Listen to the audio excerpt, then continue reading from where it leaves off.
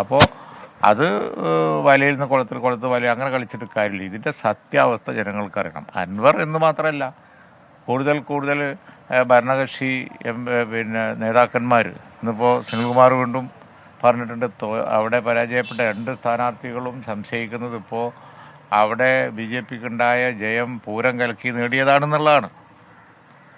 അവർ നിരന്തരം അത് പറഞ്ഞുകൊണ്ടിരിക്കുകയാണ്. അക്കാരണത്താൽ തന്നെ ഇത് വളരെ ഗൗരവമുള്ള വിഷയമല്ലേ.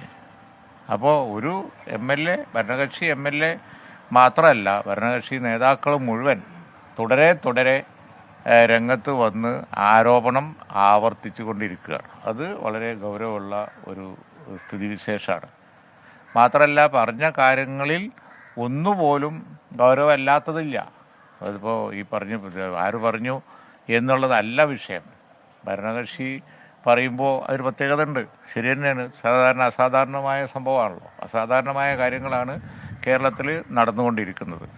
അസാധാരണമായ രീതിയിലുള്ള വെളിപ്പെടുത്തലുകൾ, അതേപോലെ തന്നെ കൂടെയുള്ള ആര് പറഞ്ഞിട്ടും അവർ പിന്നെയും ഗവൺമെൻറ് പറഞ്ഞാലും പാർട്ടി പറഞ്ഞാലും അവർ പിന്നെയും മുന്നോട്ട് പോവുകയാണ്.